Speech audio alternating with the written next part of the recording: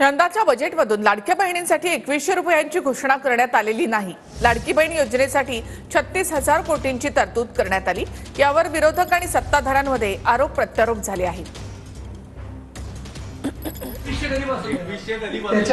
असं आहे की त्या संदर्भात निश्चितपणे आमचं काम चाललेलं आहे। बघा, शेवटी बजेटचा बॅलन्स ठेवणं हे देखील महत्त्वाचं आहे। जर आपल्याला सस्टेन पद्धतीनं आपल्या योजना चालवायच्या असतील तर आर्थिक शिस्त देखील आपल्याला ठेवावी लागेल। 3% वर जाता येणार नाही। आता आपण मागच्या वर्षी 2.9 पर्यंत चालू गेलो, म्हणून आता थोडं कमी आणून 2.76 पर्यंत आपण आणलेलं आहे। त्यामुळे याचा नीट बॅलन्स तयार करून आणि आता काही संसाधनं देखील आपण वाढवण्याचा प्रयत्न केला, ते करून आम्ही बजेटमध्ये दिलेली आश्वासनं आम्ही नक्की पूर्ण करू। एप्रिल महिन्यापासून 2100 मिळणार नाही असं म्हणता येईल का? हो, त्याचा अर्थ तोच आहे की एप्रिल महिन्यात नाही मिळणार, एप्रिल महिन्यात 1500 मिळतील। ज्यावेळी आम्ही सुरू करू, घोषित करू, तुम्हाला आम्ही असं लपून लपून थोडी घोषित करणार आहोत।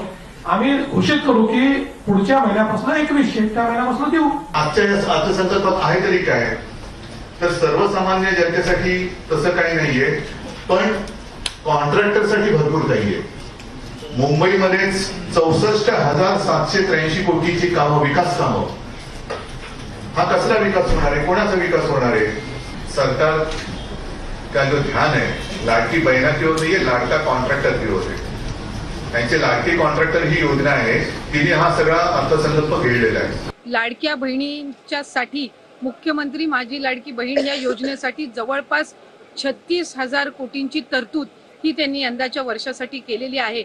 ही योजना कुठेही बंद होणार नाही। 2100च्या बाबतीतली जी भूमिका आहे ती राज्याचे मुख्यमंत्री देवेंद्र फडणवीस साहेबांनी, अजितदादांनी, शिंदे साहेबांनी सुद्धा वेळोवेळी मांडलेली आहे। एखादी महत्त्वाकांक्षी योजना ज्या वेळेला आपण आणत असतो त्यावेळेला त्याचा योग्य तो निर्णय राज्याचे मुख्यमंत्री आणि महायुतीचं सरकार ज्या वेळेला घेईल त्यावेळेला विभागाच्या वतीने आम्ही ते निश्चितपणाने या ठिकाणी घोषित करू।